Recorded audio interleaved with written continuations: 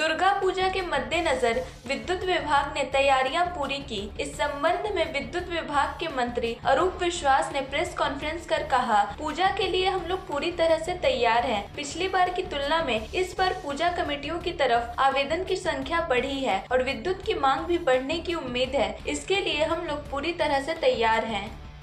এবছরের যে পুজোর ট্রেন্ড যেভাবে আসান এবং বিভিন্ন অনলাইনে বিভিন্ন জেলা থেকে যেভাবে সমস্ত পুজো কমিটি অ্যাপ্লাই করছেন, তাতে আমাদের ব্যক্তিগত ধারণা যে এবছর গত বছরের 47,275কেও ছাপিয়ে যাবে।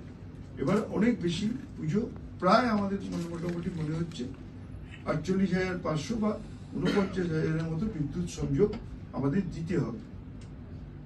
এবং বিদ্যুতের চাহিদাটাও আমাদের কাছে যেটা গত বছর আমরা দিয়েছিলাম, আমার মনে হয় তার চেয়ে অনেক বেশি। গত বছর চতুর্থীর দিন ছিল 9,252, আমার মনে হয় সেখান থেকে এবার 10,400 মেগাওয়াট আমাদের বিদ্যুৎ এবার দিতে হবে। তো সেটা নিয়েই আমরা এগোচ্ছি।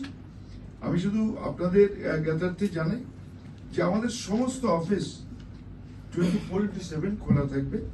আমাদের জোনাল অফিস 5টা, রিজিওনাল অফিস 23টা, ডিভিশনাল অফিস 78টা, কাস্টমার কেয়ার সেন্টার 551টা, জলবিদ্যুৎ উৎপাদন কেন্দ্র 10টা, 33/11 কেভি স্টেশন 759খানা, গ্রিড সাবস্টেশন 159টা এবং থার্মাল পাওয়ার স্টেশন 6টা।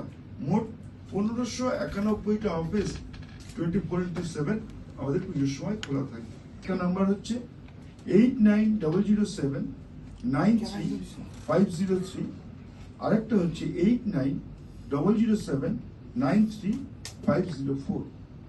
এবং যেহেতু কলকাতা শহরে সিএসসি বিদ্যুৎ সরবরাহ করেন, তাদেরও দুটো নাম্বার, কন্ট্রোল রুম নাম্বার, সেটাও যদি আপনারা একটু মানুষের কাছে দেন তাহলে তাদের সবারই উপকার হবে। সিএসসি নাম্বার হচ্ছে 9831079666, 9831079666। আরেকটা নাম্বার 9831083700। I repeat, CSC যে কন্ট্রোল রুম নাম্বার 9831079666, আরেকটা নাম্বার হচ্ছে 8931083700।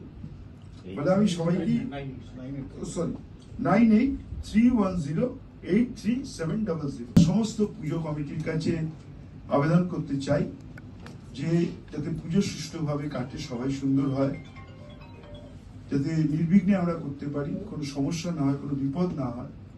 বিদ্যুৎ দপ্তরের তরফ থেকে তার সমস্ত রকম ব্যবস্থাপনা থাকবে। আমাদের আধিকারিকরা প্রত্যেকটা পুজো প্যান্ডেল যাবেন, তারা চেক করবেন।